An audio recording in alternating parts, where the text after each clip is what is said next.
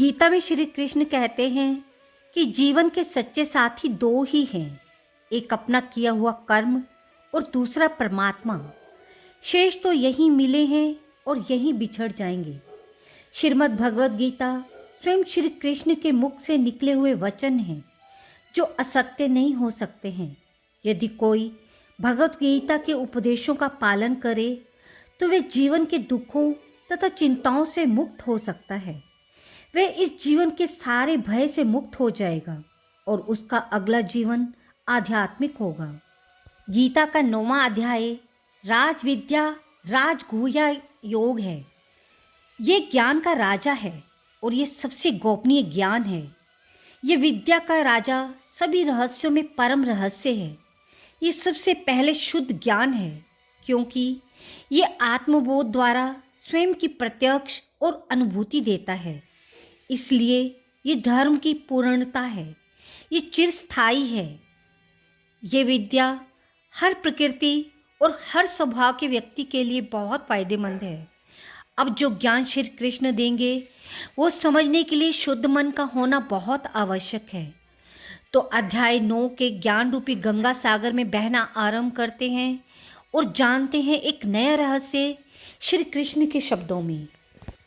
श्री कृष्ण बोले, हे अर्जुन, तुम में ईर्ष्या नहीं, इसलिए ये अति गुप्त शास्त्रीय ज्ञान और अनुभव तुमसे कहता हूँ, जानकर तुम्हारा अशुभ ना होगा। ये ज्ञान सब विद्याओं में श्रेष्ठ तथा सब गोपनीयों में गुप्त एवं परम पवित्र उत्तम प्रत्यक्ष फल वाला और धर्मयुक्त है। साधन करने में बड़ा सुगम और नष्ट नहीं होता। हे परंत, इस धर्म पर जो श्रद्धा नहीं रखते वे मुझे नहीं पाते और इस मृत्यु युक्त संसार में बार बार लौटते हैं। मैं अव्यक्त हूँ और मैंने ही ये सब जगत प्रकट किए हैं। सब प्राणी मुझ में स्थिर हैं किंतु मैं उनमें नहीं हूँ। मुझ में सब मत भी नहीं है। मेरा वह ईश्वरीय कर्म देखो, मेरी ही आत्मा सब मतों का पालन करते हुए भी नियत नहीं है। जिस प्रकार सर्वत्र बहने वाली महान वायु समस्त आकाश में व्याप्त है, उसी प्रकार समस्त भूत मुझ में हैं, ऐसा समझो। हे कौन्ते, सभी जीव कल्प के अंत में मेरी आकृति में आ मिलते हैं और कल्प के आरंभ उनको फिर उत्पन्न करता हूँ। अपनी प्रकृति का आश्रय लेकर उसके गुण व स्वभाव वाले समस्त भूत वर्ग को बारंबार उत्पन्न करता हूँ। हे धनंजय, मेरे ये कर्म मुझे नहीं बांधते क्योंकि मैं उदासीन की तरह इनमें आसक्त नहीं हूँ। मैं और स्थित हूँ। मैं अध्यक्ष होकर प्रकृति द्वारा चराचर जगत का उत्पन्न करता हूँ। हे कौन्ते, इसी कारण ये विश्व बनता बिगड़ता रहता है। मूर्ख लोग मेरे स्वरूप को नहीं जानते कि मैं समस्त चराचर का स्वामी हूँ। वे मुझको मनुष्य जानकर मेरी अवहेलना करते हैं। वे आसुरी प्रकृति के वश में हैं जो मोह को उत्पन्न करती है। हे पार्थ, विवेकी जन जो देवी प्रकृति में स्थित हैं, वे मुझे संसार का आदि अविनाशी जानकर अनन्य मन से भजते हैं। दृढ़ व्रत सदा मेरा कीर्तन करते और भक्ति से उपासना करते हैं। कोई लोग ज्ञान योग से पूजन करते हुए मेरी उपासना करते हैं, कोई एकत्व से, कोई पृथकत्व से, तो कोई मुझे अनेक रूप वाला विश्व रूप मानकर उपासना करते हैं। श्रोत यज्ञ करते हैं। श्रोत यज्ञ में हुस्बा यज्ञ और पितृ यज्ञ मैं हूँ तथा औषधि मंत्र होम का साधन घृत अग्नि और होम मैं ही हूँ। ये जगत का पिता माता, धारण करता पितामह, जानने योग्य पदार्थ ओंकार, ऋग्वेद, सामवेद और यजुर्वेद मैं हूँ। गति पालन करता प्रभु, साक्षी निवास स्थान रक्षक, मित्र उत्पन्न करने वाला, संहार कारक, आधार, प्रलय सुथान और अविनाशी बीज मैं ही हूँ। मैं सूर्य रूप से तपता हूँ।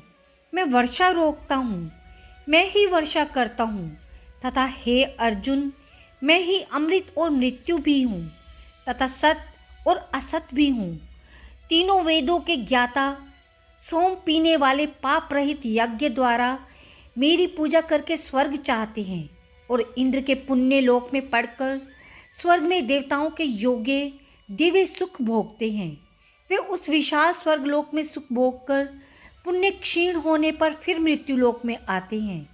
इस प्रकार तीनों वेदों के यज्ञादि धर्मों का पालन करने वाले भोग की इच्छा रखने वालों का आवागमन होता रहता है।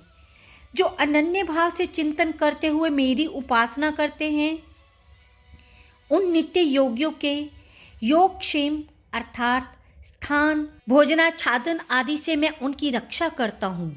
हे कौन्ते, जो दूसरे देवता के भक्त हैं और श्रद्धा से उन्हें पूजते हैं, वे भी मेरा ही पूजन करते हैं, परंतु ये पूजन विधि पूर्वक नहीं है। सब यज्ञों का भोक्ता और स्वामी मैं ही हूँ। जो इस तत्व को नहीं जानते हैं, वे आवागमन से नहीं छूटते हैं। देवताओं के पुजारी देवलोक को, पितरों के पूजन पितृलोक को, यज्ञादियों के पुजारी यज्ञलोक को और मेरा पूजन करने वाले मुझे पाते हैं। भक्ति से पत्र, पुष्प, फल या जल जो मुझको अर्पण करता है, उस शुद्ध अंतःकरण वाले व्यक्ति के दिए हुए पदार्थ को मैं बड़ी प्रसन्नता से ग्रहण करता हूँ। हे कौन्ते, जो तुम करते हो, खाते हो, वे सब मेरे अर्पण करो। ऐसा करने से कर्म बंधन शुभ अशुभ फलों से मुक्त हो जाओगे और संन्यास योग में युक्त होकर या मुझको अवश्य पाओगे।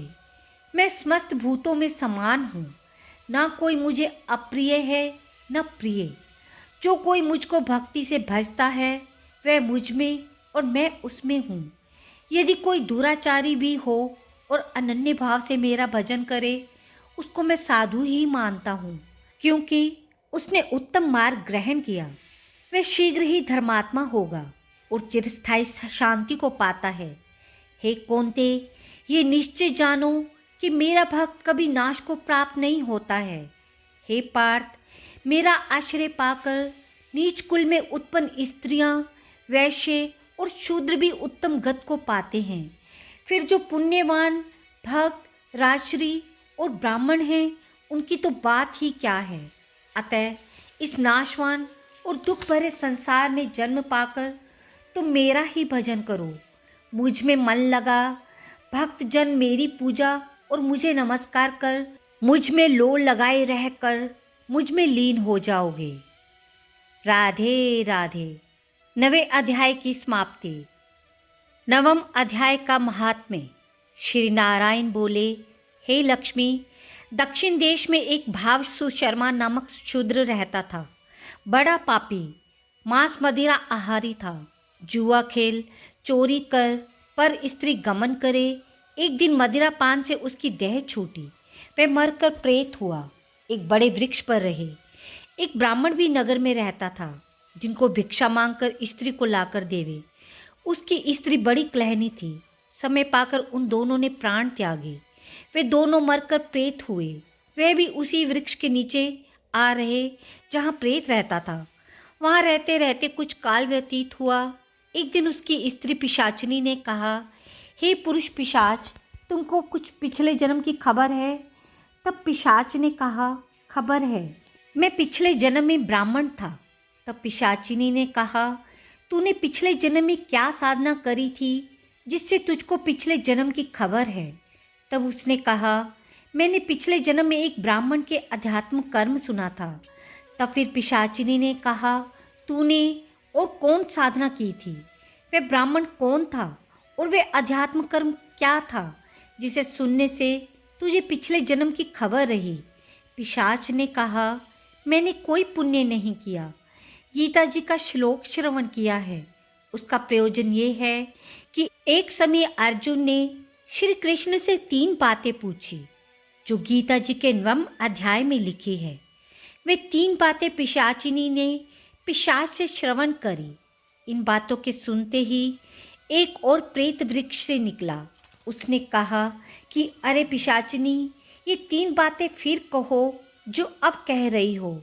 पिशाचिनी ने कहा, तू कौन है? मैं तुझे नहीं सुनाती, मैं अपने भर्ता से पूछती हूँ।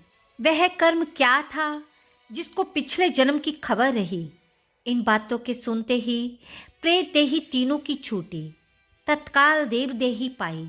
स्वर्ग से विमान आए, उन पर चढ़कर बैकुंठ को प्राप्त हुए। श्री नारायण ने कहा, हे लक्ष्मी, ये नवम अध्याय का महात्म्य है जो तुमने श्रवण किया है। राधे राधे।